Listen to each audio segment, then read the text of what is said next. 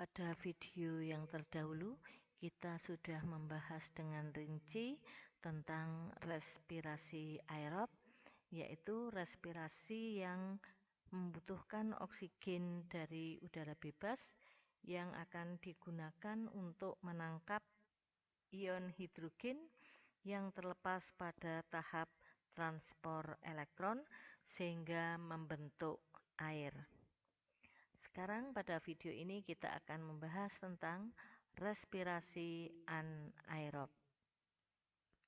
Pada respirasi aerob dibutuhkan oksigen untuk akseptor ion hidrogen sehingga terbentuk air pada tahap transport elektron kemarin.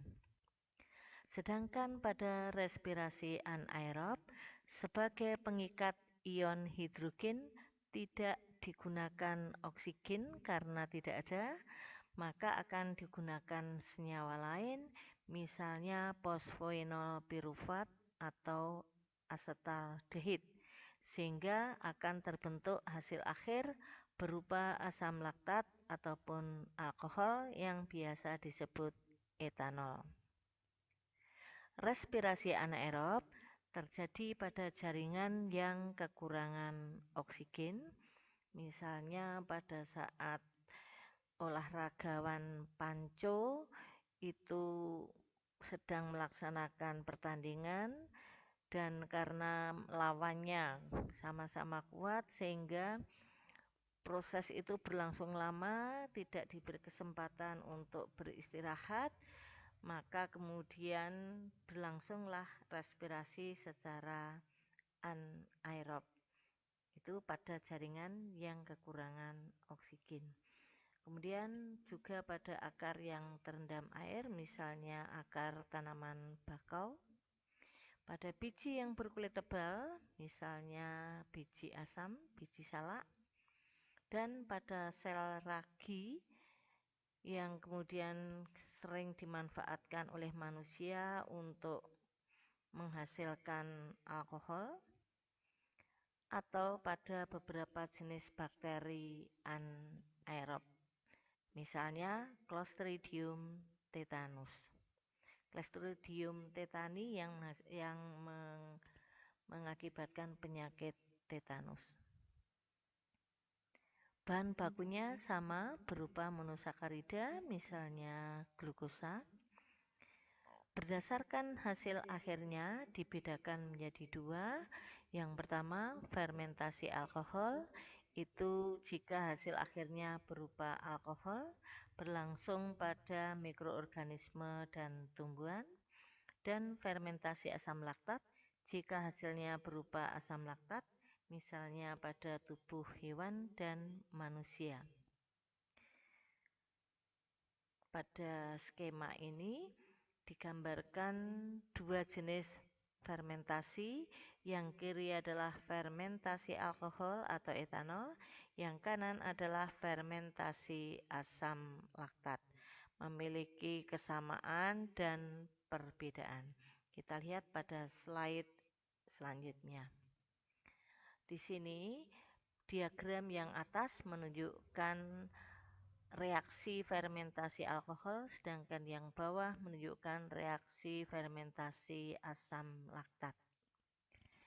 Kita lihat di sini ada satu molekul glukosa yang kemudian mengalami tahap glikolisis menghasilkan 2 asam pirufat, 2 ATP, dan 2 NADH. Karena ketidakadaan oksigen, maka 2 asam pirufat ini selanjutnya diubah menjadi 2 asetaldehid dengan melepaskan 2 CO2. Selanjutnya, 2 asetaldehid tadi akan diubah menjadi 2 etanol atau alkohol dengan membutuhkan energi 2 NADH. Sehingga dari satu molekul glukosa akan dihasilkan 2 etanol dengan menghasilkan energi berupa 2 ATP saja. Karena yang 2 NADH dipakai lagi ketika perubahan asetaldehid menjadi etanol. Pada fermentasi alkohol ini dilepas 2CO2 dan dihasilkan senyawa antara berupa asetaldehid yang selanjutnya akan diubah menjadi etanol. Sedangkan pada fermentasi asam laktat, 1 molekul glukosa melalui proses glikolisis akan menghasilkan 2 pirufat, 2 ATP, dan 2 NADH. Selanjutnya, 2 NADH ini akan dipakai oleh 2 pirufat untuk menghasilkan 2 asam laktat, sehingga hasil akhirnya berupa asam laktat. Karena 2 NADH yang dihasilkan tadi digunakan lagi, maka energi yang dihasilkan hanya ada 2 ATP.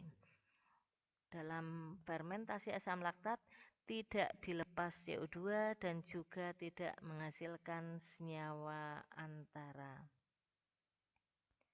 Persamaan antara fermentasi alkohol dengan fermentasi asam laktat yaitu sama-sama diawali tahap glikolisis, sama-sama hasil akhirnya berupa 2 ATP. Perbedaannya, fermentasi alkohol hasil sampingnya berupa CO2, terbentuk senyawa antara berupa asetaldehid dan hasil akhirnya berupa etanol atau alkohol. Sedangkan fermentasi asam laktat tidak terdapat hasil samping maupun senyawa antara dan hasil akhirnya berupa asam laktat. Kita lihat diagram yang serupa tapi agak berbeda. Di sini kita lihat glukosa pada fermentasi etanol dan glukosa pada fermentasi asam laktat sama-sama mengalami proses glikolisis yang akan menghasilkan energi berupa 2 ATP dan 2 NADH. Asam pirufat yang dihasilkan kalau pada tubuh mikroorganisme seperti bakteri atau jamur atau pada tumbuhan itu nanti akan mengalami perubahan menjadi 2 asetaldehid setelah melepaskan 2 atom karbonnya menjadi 2 CO2 oleh enzim pirufat karboksilase. Kemudian 2 asetaldehid ini selanjutnya akan diubah menjadi 2 etanol oleh alkohol dehidrogenase enzimnya. Dan perubahan ini membutuhkan 2 NADH yang tadinya dihasilkan dari proses glikolisis. Sehingga 2 NADH di glikolisis ini dicoret dengan 2 NADH perubahan asetaldehid ke etanol. Sehingga hasil akhirnya hanya berupa energi 2 ATP saja dan 2 substrat berupa etanol atau alkohol sehingga prosesnya disebut fermentasi alkohol. Contohnya pada proses yang terjadi pada Saccharomyces cerevisiae yaitu ragi tape. Dia membutuhkan glukosa yang terkandung pada singkong rebus atau ketan rebus, ketan yang sudah dimatangkan menjadi seperti nasi atau singkong yang sudah direbus, itu kemudian oleh enzim pada Saccharomyces tadi akan diurai menjadi glukosa. Karena pada ketan atau pada singkong itu yang terkandung adalah amilum polisakarida akan dipecah dulu menjadi disakarida dan akhirnya menjadi monosakarida berupa glukosa. Kemudian proses pembuatan tape itu harus dalam keadaan tertutup, ditutup dengan toples, dengan plastik atau dengan daun pisang atau dengan daun apapun. Karena sifatnya dari jamur ragi tadi bersifat anaerob. Kemudian glukosa tadi akan diubah menjadi 2 pirufat, selanjutnya menjadi asetaldehid dan hasil akhirnya berupa alkohol.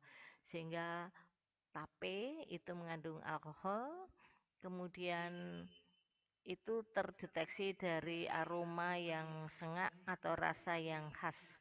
Kemudian kalau kamu mengamati tape yang dibungkus dengan plastik yang tadinya kendor, beberapa waktu akan menjadi membengkak kencang, itu karena terbentuknya gas CO2. Kemudian pada tubuh manusia atau tubuh hewan yang ketika kekurangan oksigen, maka glukosa tadi akan mengalami glikolisis menjadi 2 pirufat dengan hasil energi berupa 2 ATP dan 2 NADH. Selanjutnya, enzim laktat dehidrogenase akan mengubah asam pirufat menjadi asam laktat dengan menggunakan 2 NADH yang dihasilkan dari proses glikolisis tadi.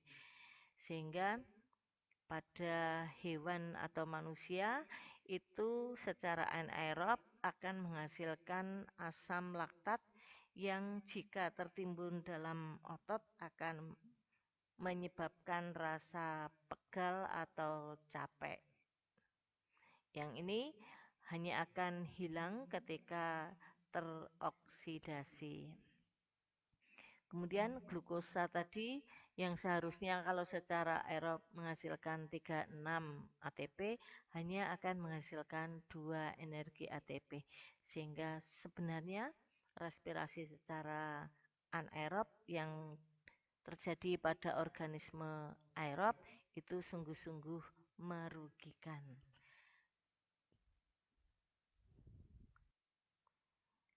Ini glukosa dari luar tubuh masuk ke dalam sel, ke dalam sitoplasma, berlangsung proses glikolisis menghasilkan asam pirufat. Nah, nasib asam pirufat ini menjadi apa atau masuk kemana, itu tergantung keberadaan oksigen di dalam sel tersebut. Jika terdapat oksigen, maka asam pirufat akan masuk ke mitokondria, melanjutkan proses dekarboksilasi oksidatif, siklus asam sitrat, dan selanjutnya transport elektron yang akan menghasilkan energi sebesar 36 atau 38 ATP.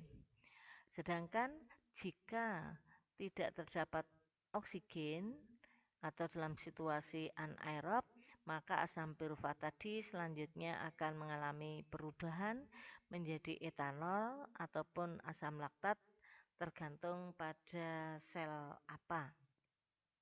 Dan energi sebesar 2 ATP saja. Katabolisme karbohidrat bisa diruntut dari awal. Yang pertama, kita mengkonsumsi polisakarida, bisa berupa amilum atau bentuk lain. Kemudian di dalam saluran pencernaan, polisakarida tadi akan diubah menjadi disakarida, selanjutnya dipecah menjadi glukosa atau monosakarida. Glukosa diubah menjadi fruktosa 16-bifosfat pada proses glikolisis dengan membutuhkan ATP. Kemudian fruktosa 16-bifosfat ini dipecah menjadi gliseraldehid fosfat dan dihidroksiaseton fosfat yang kemudian masing-masing akan diubah menjadi asam pirufat. Kalau dalam keadaan aerob akan memasuki siklus Krebs dan lanjut ke rantai transport elektron dengan hasil berupa 6CO2, 6H2O dan energi sebesar 36 ATP bersih. Sedangkan dalam keadaan anaerob, asam pirufat akan menghasilkan 2 alkohol, CO2 dan 2 ATP atau 2 asam laktat dan 2 ATP. Ini tergantung pada jenis organisme yang mengalaminya. Kemudian